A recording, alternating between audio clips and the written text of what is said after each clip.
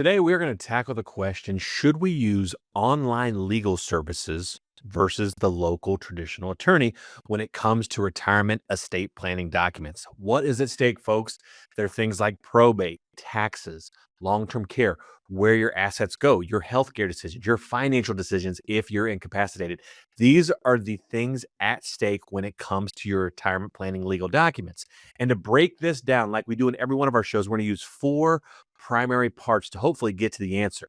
First, we're going to talk about the general information regarding the online services versus local services of that local attorney, that human person not using the interweb. Second, we're going to break down what are some things the industry thinks. How does the industry believe in this? How do the local attorneys think about this to give them some perspective? Third, we're going to break down some secrets, some motives that might be happening behind the scenes that you weren't aware of. And then fourth, my favorite part, we're going to give you my opinion. I am going to answer the question, should you use online services or when should you use online legal services versus a local human attorney? Now, before we dive in, my name is Greg Ayler. I'm CEO of Golden Reserve and Ayler Stallings Estate Planning Law Firm. I'm licensed in both the state of Illinois and the state of Ohio when it comes to planning. We've built both a large estate planning law firm and financial services company. So I think I'm in a great position to break this down because I've sat in over 5,000 estate planning meetings. And I know what people are looking for and what they're running into. So let's dive in. To kick this off, we're going to talk about some general information when it comes to both the online services versus the human local attorney services. When it comes to the online services, there's three primary providers. You have LegalZoom, which everyone's heard of, Rocket Lawyer, a lot of people have heard of, and Legal Nature. I've heard of them, but a lot of people haven't. Now, these sites bank different types of law, things like family law, corporate documents, and estate planning. For purposes of today, we're going to talk about the estate planning part of their practice. When they talk about estate planning, they're selling things like wills, financial power of attorneys, healthcare power of attorneys, trusts, those type of documents that we call the foundational legal estate planning documents. Now, when you see these packages, I want to show you here up on the screen the different types of pricing they have. I pulled this off LegalZoom. They have the basic will package for $99, the premium will package for $249, and then you have the basic trust package for $399 and premium trust package for $549. Now, when we think through these, the main difference of the assist versus the non-assist packages is you get a 30-minute phone call with an actual human. I'm guessing explaining the documents or walking through any questions you may have. They'll also review your documents with you if you get the assist package. So we just outlined some of the specifics regarding the online services and cost. Let's talk a little bit about the human local attorney services and cost. The attorneys out there that will do this for you are going to be general practitioners where they kind of do a little bit of everything, or they're going to be more specialized in the estate planning field. If you get people specialized in the estate planning field, they're going to cost a little bit more. Those will packages for those specialized attorneys are going to range probably between $500 to $1,500, and their trust packages are going to be more around $2,000 to $5,000 and up. That's the typical ranges you'll see across the U.S. for trust planning. And you're going to say to yourself, wow, that is a lot more than the online version. There better be a lot of different services and value for it to be justified. And you would be right. And we're going to dive into that difference and is it worth it just in a couple minutes. Now that we've hit some of the basics when it comes to the online legal documents versus the actual attorney local documents and services and costs, what do they feel about it? How do the industry think about both of these different approaches? Well, it's very clear. There's two schools of thought. You have the tech community and the local bar associations of attorneys. The tech community obviously loves the online. They tout it as giving access to the masses of affordable legal representation. That is the bell they ring. They say this allows us to access people all across the country, provide affordable legal services that otherwise would not be available. This is essentially the battle cry across the country of why legal tech is growing and growing when it comes to the market. Now, in a nutshell, this entire idea was built to circumvent the legal system, right? Actual representation, relationships, building the attorney. So conversely, the legal community hates it, right? Attorneys hate it because they think attorney representation should be built off relationships, sitting across the table, getting to know someone, customizing it, building them the right type of plans that actually work to be there throughout their life.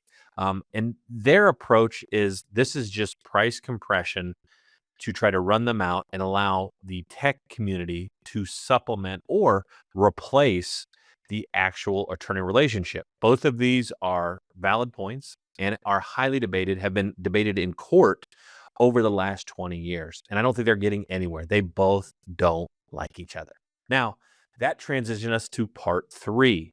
What are the real motives and secrets going on behind closed doors? Well, if we look at LegalZoom as an example, we know that in 2024, they were roughly a $700 million revenue company with about $30 million of profit. That is a big company, right? That is a big company that sells a lot of stuff. And their process is about selling things that are affordable and they can do it quickly. This is the idea of scale. Their whole idea was to know that I think there's a lot of people out there that are reading the internet and thinking that they're now experts or knowledgeable because they've spent an hour or two reading about wills and trusts. I want to target that person that says, I've done my research. And at the end of the day, they are intimately familiar with this avatar. They know that this person doesn't want to spend much money on it. They know that they need to do it. Everyone knows they need estate planning documents. So they're a very captive audience. And how do they make them feel better by not spending that much money is to offer it as cheap as possible. In this day and age of technology, this is the new wave of DIYers, right? Everyone's a doctor. Everyone does their own taxes. Everyone makes their own granola. Everyone makes their own clothes. They have it all figured out, right? That is the super secret sauce and makes this very effective of targeting these folks because they think I can check the box, I can do it cheaply, and I can do it without having to sit in front of an attorney, which is very appealing. Now, what they don't share a lot of in this approach to selling legal documents, which I think is a negative, is that the documents are generic. They have to be. They're selling them to everyone. Everyone gets the same will. Everyone gets the same trust. There's one form that has to fit all, which means this is kind of like that big suit jacket. It's like everyone buying it off the rack where you can't get it on right, or it's like a big dress. And unfortunately, no matter what you may need or not need, it's all getting put in that document. That is not usually the best way to build a legal plan. Volume wise, folks, there's no vested interest that it works for them. And here's what I mean. They're not providing legal advice as much as they are selling documents. They are selling documents, and then it is up to you to get them signed correctly. And I'm here to tell you, in my time at Ayler Stallings, when people came in with legal documents from online, they were never signed. They had printed them off because they were so cheap. They didn't care about executing them all the way to fruition. It would be, okay, I paid $100. I got all this stuff. Can you look at this, Greg? I'm not looking at that stuff. No way. We're throwing that right in the trash can and we're starting over.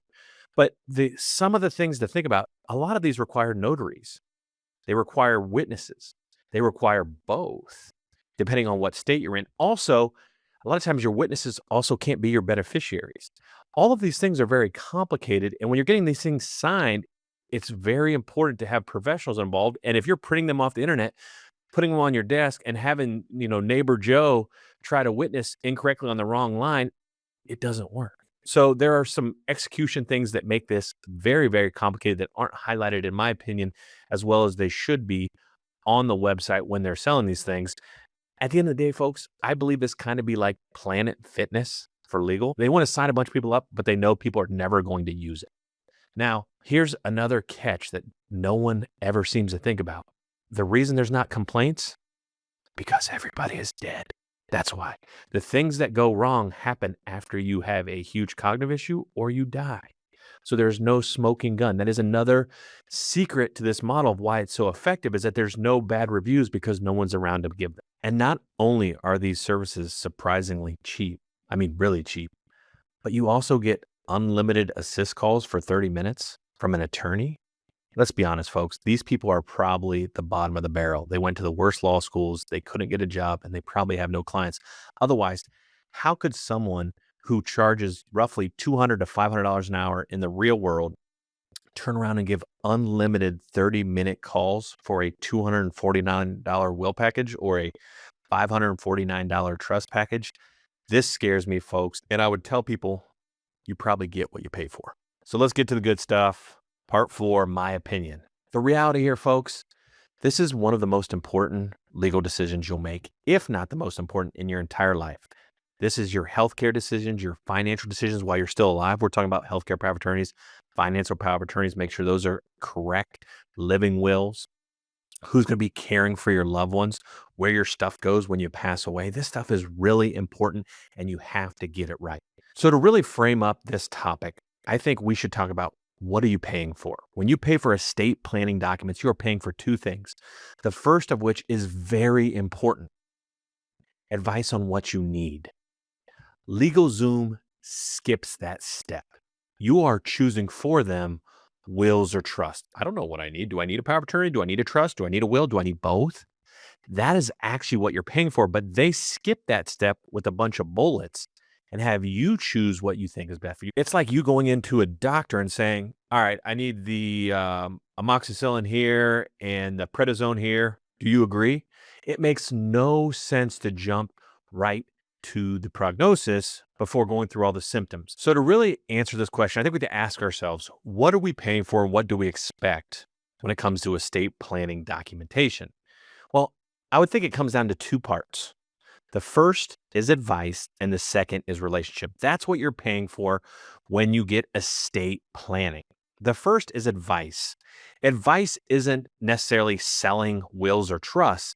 It's telling you you need a will or a trust or both, or a different type of document or a different type of provision. It is listening to you and hearing all the problems, your goals, your life, your family, your assets, your health, and then recommending documents. LegalZoom skips that part and jumps right to saying, pick these and then we'll help you fill them out. I think that's a huge miss. One of the most important parts of estate planning is understanding the issues and then making the recommendations for those issues. No different than a doctor. You don't come in and say, I need this medicine. You say, here's my symptoms, and they prescribe what's wrong with you and then also the medication. I think it's the exact same thing. I think this is a huge miss and problem I have with online documentation. The next is the relationship. You need someone to answer the phone. When it comes to these legal document services, it seems like they cut you off after a year. Well, what happens in a year, right? This is supposed to last 20 or 30 years. Life changes. What about your health, your finances, your family?